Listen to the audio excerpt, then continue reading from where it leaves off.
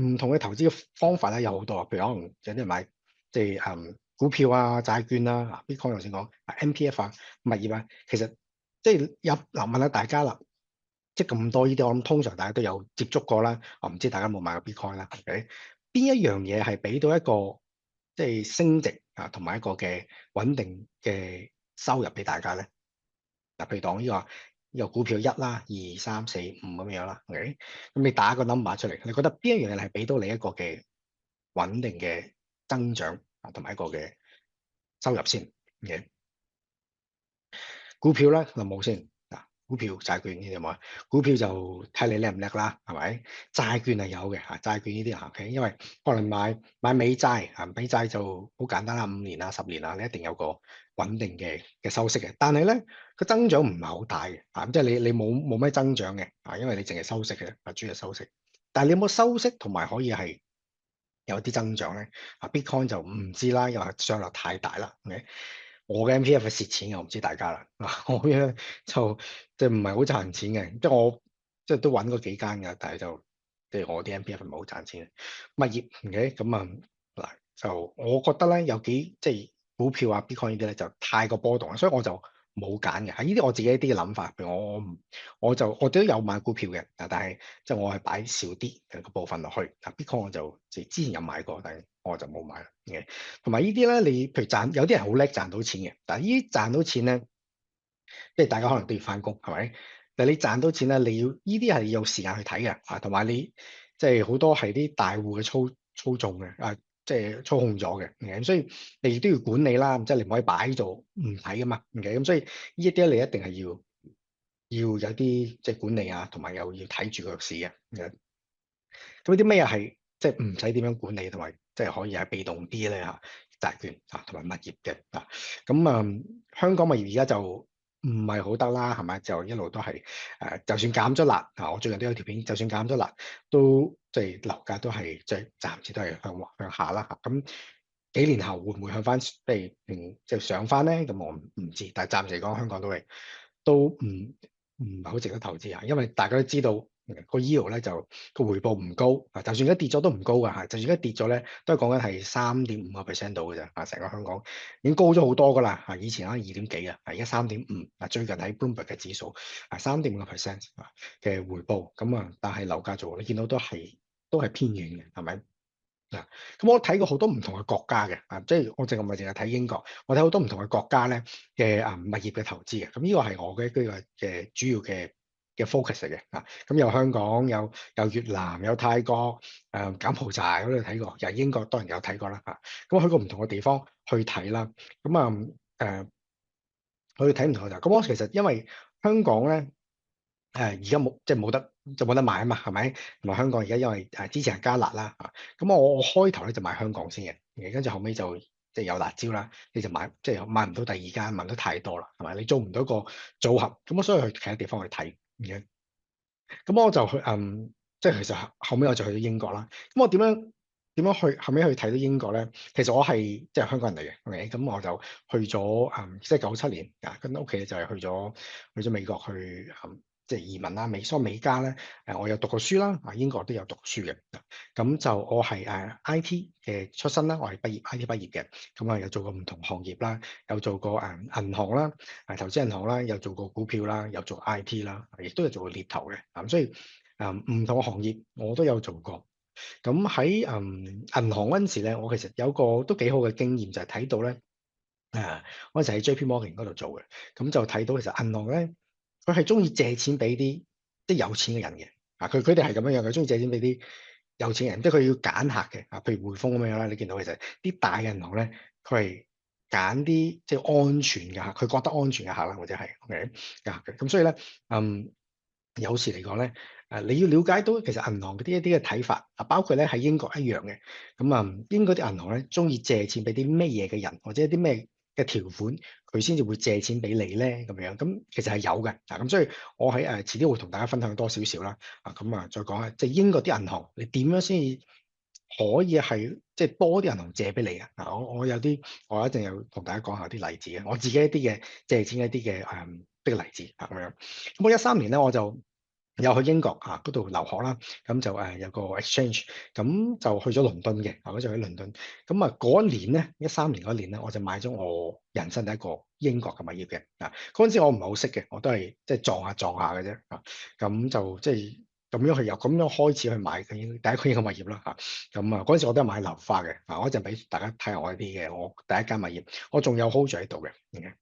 咁而家我就超過10個嘅物業啦，係收租緊啦，咁就係啦咁樣，咁啊有個小組合啦，咁就係 OK，咁嗱，咁香港04年嗰時咧，其實加辣咧，我唔知大家知唔知咧，其實香港辣椒加辣係由2011年開始嘅，其實都好多年前㗎啦，OK，都成10幾年前㗎啦。咁啊11年、12年、13年、16年呢幾年咧，都係有一啲嘅唔同嘅辣椒去加辣啦。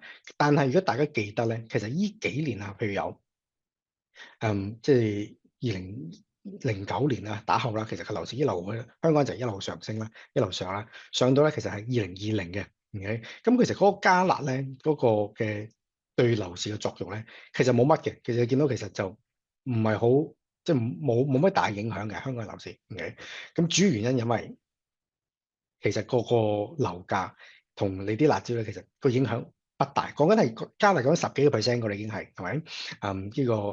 呢個即係辣椒。咁但係就樓市都係咁上，因為主要係有嗰個需求supply and demand 永遠咧都係會係樓價上落嘅主要原因嘅。OK，咁點解2020年開始香港樓開始落咧嚇？其實香港樓開始落咗大概4年㗎啦，而家係由2020年開始嘅，Covid 嗰陣時開始嘅。因為即係有啲人就離開咗香港啦，係咪？大家都知道啦，有啲香港人離開咗啦，咁亦都係有啲即係銀行Covid 嗰陣時就或者係啲大公司搬走咗離開香港，咁啊少啲人喺香港做嘢咯，咁所以點解呢幾年香港政府一路係咁好努力咁引入一啲新嘅人嚟香港做嘢，所以就咁樣樣，咁所以見到就係而家香港樓價咧就係暫時下滑緊嘅，因為就係嗰個需求冇咁大，所以就咁解嘅。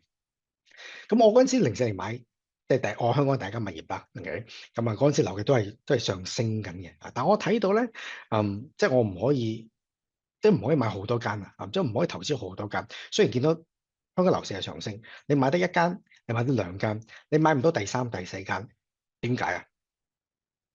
大家知唔知點解？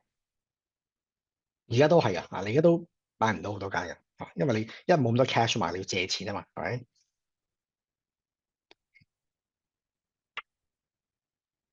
你要借錢，你就要過壓力測試啦，係咪？你要過個壓力測試。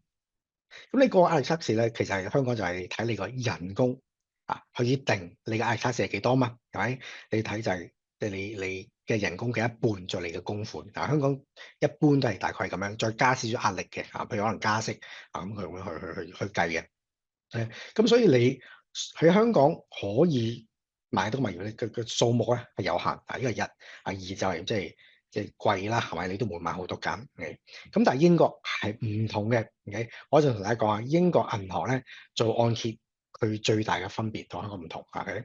咁同你個人係冇直接嘅掛鈎嘅，最主要你個人咧係冇收入，或者係你冇收入，或者你個收入咧唔夠去供嘅，都冇問題嘅。我一陣會講佢點樣銀行點樣睇同埋點樣去 check 去做呢個壓力測試。我遲啲會同大家講英國嘅分別，OK？咁所以咧嗰陣時咧，之後就發覺唔得喎，香港係即係你唔可以長遠投資，因為你買唔到好多。咁我就即係去其他地方睇啦。咁我就好中意去即係周圍去呢啲心心咧，我有個習慣就係我去唔同嘅地方咧，我都會即係擺個心心喺度。咁所以我去過好多唔同歐洲地方睇啦，就唔係淨係英國嘅即係講緊睇樓講睇投資OK？咁加拿大、美國我都有即係之前有住過啦，亦都有睇過。咁美國就即係每個省份、每個州份咧唔一樣但係以往咧就其實 Covid 之前咧，美國啲樓咧唔係好升嘅。Covid 之後咧，因為即係亦都印銀紙啦，OK？咁美國啲樓就飆升，升咗好多嘅。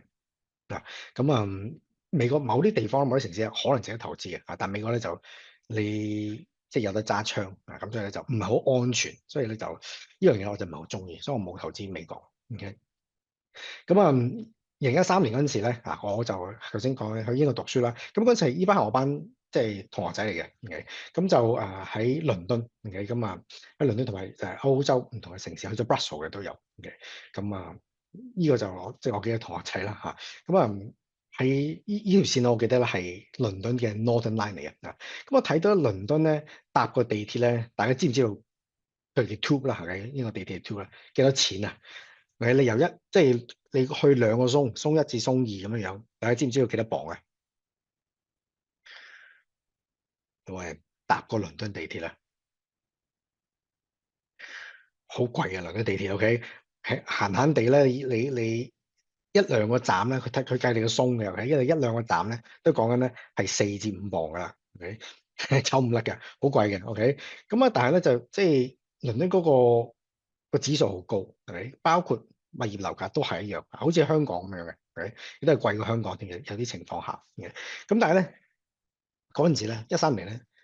倫敦係同埋英國咧，同香港有一樣嘢好相似，就係物業咧、房屋咧都係供不應求。我睇到嘅，因為我嗰陣時住嘅都係啦，你 hotel 好貴啊。譬如我租一兩個月咧，啲屋嚟都係好貴嗱。咁我就買咗一個我人生第一個英國嘅物業，咁就即係新樓嚟嘅，OK。咁係喺 Canary Wharf 附近，OK。咁Canary Wharf 就係就好似香港嘅 ICC 咁樣樣啦嚇，即係係新啲嘅金融中心嚟嘅，OK，咁就高樓大廈嘅啊，咁即係裏邊我而家都有呢個物業嘅嚇，都 hold 住個物業嘅，但係就而家我唔會再買，即係唔會再買 flat 㗎啦，唔會話再高樓大廈㗎啦，因為咧買呢啲 flat 嚟講咧，嗰個管理費咧好貴啊，好貴嘅，OK，咁就你出租咧就唔值得嘅，出租唔值得，因為咧你譬如游水池好靚，個 gym 好靚，都唔關你事，因為咧就你嘅租客用啊，即係有呢啲 clubhouse 嚟講咧，個租金唔會高好多㗎，喺英國嚟講，即係主要都係睇翻你間屋㗎。香港都一樣，你靚 clubhouse 即係你唔會租貴好多嘅。我嗰陣時咧就個投資考慮，即係個考慮咧，同可能而家大部分你而家聽緊我嘅一般香港人咧都係一樣，OK，就諗住買樓出租buy to let 個 BTL 買樓出租。嗰策略嗰陣時就係諗樣，跟住我諗住就係做按揭啦，OK，我做7成半按揭啦，我就揾即係一啲嘅當地嘅香港嘅銀行嘅佢嘅英國嘅分行啦。嗰陣時我做揾上海商業銀行上商去做嘅。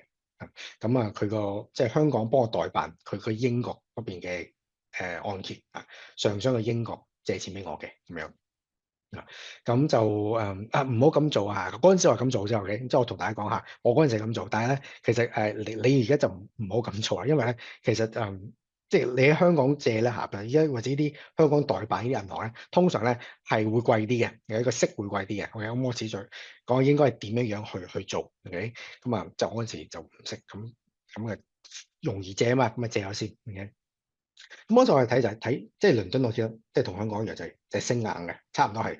因為你冇地啊，冇新嘅地嘅供應係咪？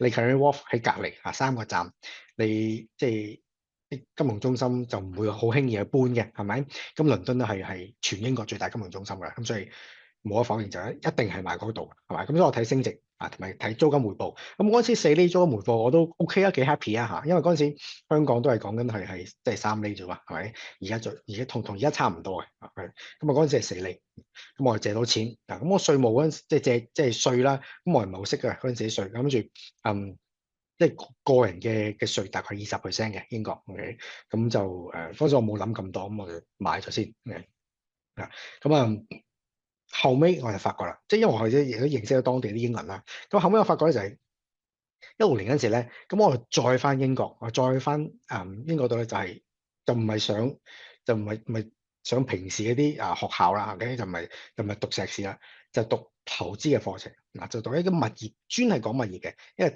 5日嘅物業嘅投資課程咁樣，咁呢班係我嗰班嘅 intake 啦，咁好多亞洲人嘅，係有香港人有新加坡人有唔同嘅亞洲人，咁就呢幾個係我哋嘅 mentor 導師 ，OK。其中呢幾個，仲有好多嘅，OK，咁我哋跟唔同嘅師傅咧去學，咁佢哋咧其實呢啲師傅咧，佢哋係當地英國自己佢哋自己業主嚟嘅，同埋咧有啲係英國嘅小型發展商，我陣 show 俾大家睇，佢啲小型發展商一啲項目咁樣，咁我上堂啦，咁呢個堂咧其實咧就5日啦。就大家估係幾多錢咧？去英國上嘅，去倫敦上，咁啊5日，包酒店唔包機票。OK？咁我同我嘅 partner 兩位嘅，嗱，呢個係我 partner 嘅兩位。咁嗰陣時咧就16年啊嘛，係咪？20萬港幣20萬港幣。咁嗰陣時好貴嘅，OK？2個人分都每人都10萬，係嘛？咁20萬港幣嗰陣時睇咧就哇咁貴，但係我覺得即係值得去做嘅，因為我睇到嗰個當地英國人嗰個嘅嗯。佢哋嘅投資嗰個方法咧，係同香港好唔一樣嘅，同埋個玩法咧係多好多嘅。OK？咁嗰陣時覺得貴嘅，而家咧就覺得係好值得，亦都好平添嘅。其實係 OK？因為咧，即係我喺呢幾日咧，同埋佢之後有啲 online course OK？呢個時間上完嗰個課程之後咧，其實係我人生嘅轉捩點嚟嘅，因為喺呢一刻之後，我就知道其實原來英國嘅玩法咧係可以咁多唔同嘅玩法，咁多唔同嘅種類啊，同埋佢哋自己當地英國人係點樣玩？佢哋當地業主咧係講緊係有100間物業或者以上嘅啊，同埋咧佢哋係自己做發展商嘅啊，同埋自己改建啲物業嘅，即係講緊係好大型嘅 project 嘅，買笪地翻嚟起嘅。係容易做到嘅。其實你而家聽我聽緊咧，你可能攞住即係100-200萬咧港幣咧，你已經做到呢一樣嘢㗎啦。啊，唔係好難嘅。買啲地翻嚟英國咧，可能講緊係50萬港幣嘅啫。咁其他啲錢就係攞嚟入職啊、揾則師啊，去做呢件事咯。呢啲咧其實咧喺英國嚟講咧，你買笪地翻嚟又可以借錢，OK？起樓都可以借錢㗎喺英國，OK？你唔係發展商都得嘅，有笪地俾佢咧做抵押咧就得㗎啦，OK？咁樣樣，咁所以原來英國玩法好多種。咁嗰陣時之後咧，就我即係啟發咗我，即係開竅咗，叮一聲咁樣。其實原來我倫敦嗰層樓係一個金，即係隻金嘅母雞嚟嘅。原來佢可以生金蛋嘅，我唔知道。OK？嗰陣時我唔知道，上完堂我就知道啦。咁就我就即刻轉案。OK？咁唔揾上商啦，因為咧蠢咗幾年，OK？俾咗幾年貴息。咁咧就我由嗰陣時開始，我就識得咧就係點樣運用咧同一筆錢去再買下一間。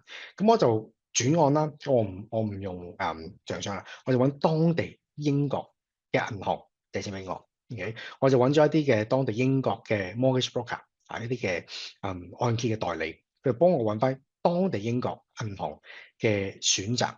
OK？咁嗰陣時即刻我嘅利息咧，我由3點幾啦，OK？即刻一跌咧就講去到2.1啊。OK？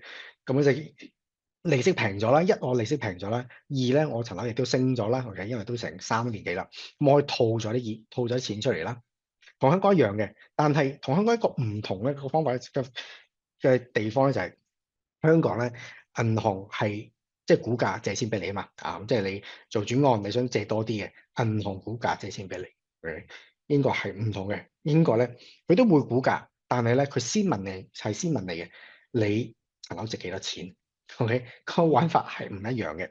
咁你咪講高啲咯，好簡單，你講高啲。當然啦，你唔可以離得太遠啊。當然佢覺得你層樓唔值咁多嘅，佢都會自己估價，揾翻測量師去估，同埋落翻嚟嘅。OK？佢一定係攞佢嘅測量師去作準嘅，當然一定係咁樣噶啦。OK？但係呢一個咧就其中一個我識得玩一樣嘢，就係佢哋英國人好叻玩咧，就係咧佢攞翻同一個錢就係無限 loop 無限買嘅。OK？因為你就可以收租，即係轉案再買。OK？咁呢個有一個方法咧叫做 B3R 嘅。OK？咁遲啲阿 Keith 咧會再講多啲點樣去做 B3R，用同一個錢去再買。OK？咁就直頭係計數嘅，我陣教大家計數點樣去做呢件事。OK？咁之後目標我就即係提升咗啦。我嗰陣時就唔係4%啦。OK？咁我就係貪心啲，同埋升值咧我都唔淨係諗，唔係淨係諗倫敦。以為咧以前咧淨係淨係倫敦先會升嘅，但係唔係嘅，唔係倫敦，唔係淨係倫敦先至會升嘅。OK？咁係好多英國地方都可以升嘅。咁所以咧即係我即刻咧就少，即係北部好多城市，OK？個升幅咧係即係接近倫敦人，有時會高過倫敦添嘅咁樣。咁所以之後咧我就冇再買倫敦，我之後咧就買曼城。同埋 Leeds 北部啦，北部城市。OK，咁都有其他北部城市係會即係升得再即係會有升嘅，但係咧唔及曼城同埋 Leeds。OK，咁Sam 答你問題，即係揀係即係城市嚟講咧，我會揀曼城同埋 Leeds。咁但係嚟講咧，喂，曼城 Leeds 好大噶嘛，都唔係所有 postcode 咧都係買得，同埋買得之後咧，即係佢都有啲地方咧係差嘅。有啲地方你買咗咧，你係會蝕錢嘅。譬如 Leeds 曼城咧，市中心隔離可能15分鐘車嘅啫。你買咗都係會蝕錢嘅，所以就唔係話即係你聽完我講曼城就去買一個其中一個地方啦咁樣，又唔係咁嘅。Okay？咁所以就開始研究北部，就開始買曼城即係英國嘅北部，就可以揾到一啲咧係有升值空間，亦都有現金流嘅機會咁樣。咁我諗大家好多 friend 去到啲曼城啦，係咪咁啊？對曼城都熟悉。Leeds 咧就以前譬如16年嗰陣時，我諗冇咩人識 Leeds 嘅，亦都冇人即係投資嘅 Leeds 啊。尤其是香港人啦，係咪？咁就係即係我哋嗰陣時附近都冇咩香港人投資過區嘅都係當地英國人嘅。咁所以我哋都會食咗嗰水，就係即係嗰陣時，即係都16年都未有香港人買曼城啊，係咪？我何況係 Leeds 係咪？呢兩個城市其實就即係我哋都食到即係。食到一浸水啦，就由嗰陣時到而家都差唔多成即係8、9年咁樣嗱。咁我嗰陣時亦都認識到，譬如如果課堂嗰度咧，亦都識到咧就係點樣揾我都揾一啲會計師啊，揾啲即係律師啊，去幫我咧就係咧係即係慳錢係咪？因為會計師咧通常咧就即係一般即係報稅就報稅噶嘛，係咪啲會計師？咁但係咧其實有嗰啲會計師叻啲啲，或者係即係服務好啲啲，或者識得啲。即係慳錢嘅方法多啲咧，咁其實咧有好多唔同嘅方法嘅嚇。英國嘅稅制咧其實係好公開，亦都好透明嘅。但係你要識得玩佢遊戲咁你就可以慳到錢。其實係合法嘅，呢啲全部都合法嘅方法嚟嘅。我以前就淨係識用即係個人名持有，亦都唔識得用。原來某啲情況下，你應該用公司名去持有咧，係可以慳到錢嘅。